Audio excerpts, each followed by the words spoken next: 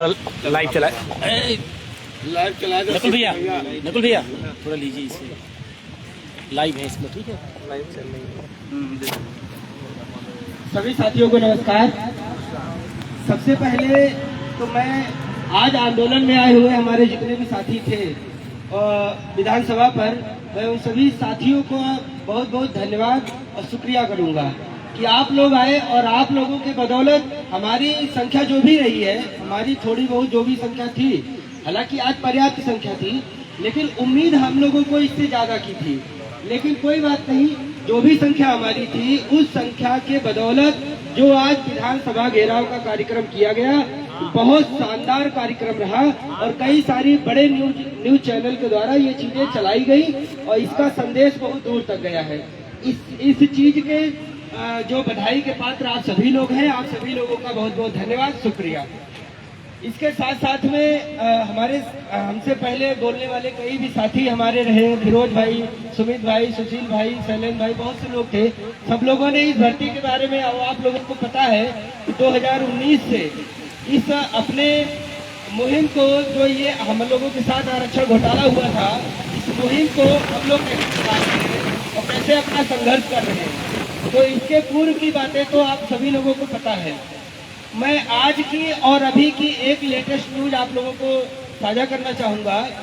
अभी हमारे अधिवक्ता सुप्रीम कोर्ट में जो है प्रयासरत थे सुनवाई को लेकर के और मेंशनिंग को लेकर के। तो अभी मैं जब यहाँ बैठा हुआ था तो सुप्रीम कोर्ट से हमारे अधिवक्ता साहब का मैसेज आया है और उन्होंने आज भी, इसके पहले भी हमारे अधिवक्ताओं के द्वारा और हमारे कई टीमों के अधिवक्ताओं के द्वारा मेंशनिंग का कार्य लगातार कराया जा रहा था रजिस्ट्री ऑफिस में। तो वहाँ पे रजिस्ट्री ऑफिस में बार बार यही बताया जा रहा था कि 22 तारीख तक आप लोगों का ये जो है संवैधानिक बेंच जो है 9 जजेस की अभी चल रही है, इसलिए आप लोगों का मैटर 22 तारीख तक अभी नहीं लग पाएगा। लेकिन आज 22 तारीख हो गई। कल से हमारे जो दूसरे जज साहब हैं, जस्टिस मसीह सर, वो भी फ्री हो रहे हैं। तो इसके बाद कल के बाद से लेकर के 15 मई के बीच में, चूंकि अपना मामला स्पेशल बेंच में है और स्पेशल बेंच माननीय जस्टिस दत्ता साहब और मसीह साहब दोनों लोग जब फ्री होंगे तो एक अपनी स्पेशल बेंच बनेगी और उस स्पेशल बेंच में अपना मुकदमा सुना जाएगा, जैसा कि अभी कंटिन्यू हुआ था। लेकिन ये सरकारी अधिवक्ता महोदया जो गई थी, इन्होंने डेट अर्जेंट का बार बार उन्होंने अर्जेंट लेकर के हमारे मैटर को निगरान करने की कोशिश की। फिर भी आप लोग विश्वास नहीं मानेंगे कि हमारे अन्य टीमों और हमारी टीम सभी लोग मिल करके इसको मेंशन कराने का बार बार काम कर रहे थे। तो अभी आज फिर आज की डेट में 22 तारीख को हमारी टीम के हमारे अधिवक्ता के द्वारा मेंशन कराया गया। तो जो अभी सूचना ये आई है कि मेंशन एप्लीकेशन रजिस्ट्रार ऑफिस में डलवाई गई थी, तो रजिस्ट्रार साहब ने पहले तो लेने से मना कर दिया, फिर उसको दोबारा से प्रयास किया हमारे अधिवक्ता के द्वारा। उन्होंने क्या किया कि फिर उसको सीजीआई साहब के यहाँ फॉरवर्ड कर दिया। तो सीजीआई साहब के यहाँ जो कोर्ट मास्टर बैठते हैं, तो उनके थ्रू जानकारी हम लोगों ने करने की कोशिश की। तो उनके थ्रू ये बताया गया कि आपका मैटर लिस्टिंग में है और जहां तक 2 से 3 दिन में स्टेटस में शो होने लगेगा। और हम लोगों का ये प्रयास है और कि जो है 15 मई के पहले एक डेट हम लोगों को अवश्य मिले। इसमें हम लोगों ने, सुशील भाई की टीम ने, हम लोगों ने, सभी टीमों ने मिलकर के इस चीज के लिए प्रयास अपने अपने स्तर पर सब लोगों ने किया था। और हमारी ये भी आगे की तैयारी है सभी टीमों के द्वारा कि अगर इन सब चीजों से, जो आज का कार्यक्रम रहा सुप्रीम कोर्ट में अपने लोगों की तरफ से जो प्रयास किए गए, इसके पहले जो प्रयास किए गए, इन सारे प्रयासों पर भी अगर हम लोगों को सफलता नहीं मिलती है तो हम सभी लोग एकजुट होकर के एक लिस्टिंग एप्लीकेशन किसी सीनियर अधिवक्ता के द्वारा हम लोग डालेंगे और उस पर बड़े से बड़ा सीनियर हम लोग उतारने का काम करेंगे सुप्रीम कोर्ट में। ये तो हम लोगों का प्रयास रहा।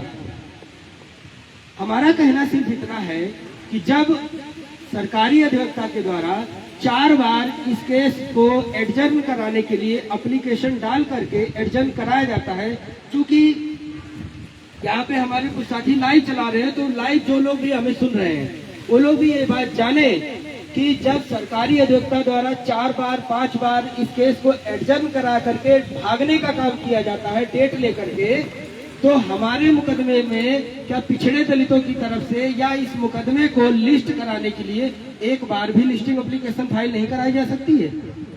इसी मांग को लेकर के आज हम लोग विधानसभा घेराव का कार्यक्रम किए और कई बार से हम लोग ये प्रयास करते रहे कि विधानसभा का घेराव हो, लेकिन हमारे साथियों के ना आने की वजह से या कम संख्या होने की वजह से वो कार्यक्रम नहीं हो पाता था। आज मैं बहुत खुश हूँ व्यक्तिगत रूप से, और हमारे जो अन्य सहयोगी नेतृत्व करता है वो सभी लोग बहुत खुश हैं कि आज हम लोगों ने विधानसभा घेराव का कार्यक्रम किया, वो भी आप लोगों की बदौलत। बहुत जबरदस्त, बहुत शानदार कार्यक्रम रहा।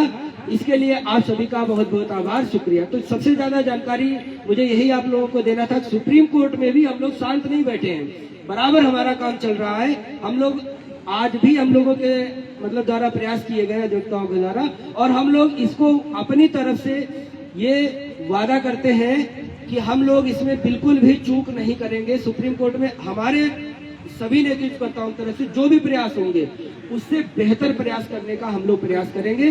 बशर्ते आप लोगों से निवेदन है मेरा, और जो लोग मुझे लाइव सुन रहे हैं, आप सभी साथियों से मेरा निवेदन है कि आप लोग जब भी आंदोलन के लिए आह्वान किया जाए, आप लोग 1 दिन का 2 दिन का समय लेकर के आ सकते हैं।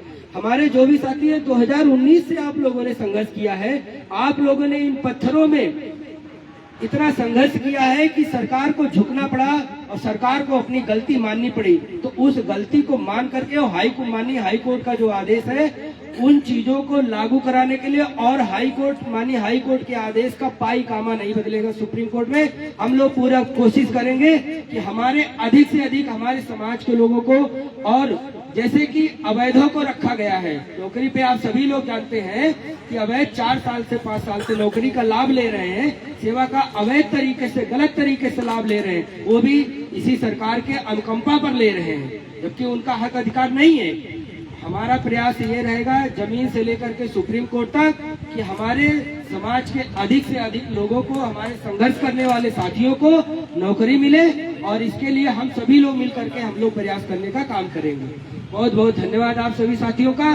जय हिंद, जय भारत, जय भीम। बहुत बहुत धन्यवाद। उन्नाव के हमारे मजबूत साथी आशीष जी ने पूरा विवरण बताया, कोर्ट में पैरवी को लेकर और आंदोलन को लेकर, आगे रणनीति को लेकर पूरी बात रखी। साथियों, इसमें से शायद 90% व्यक्ति मुझे जानते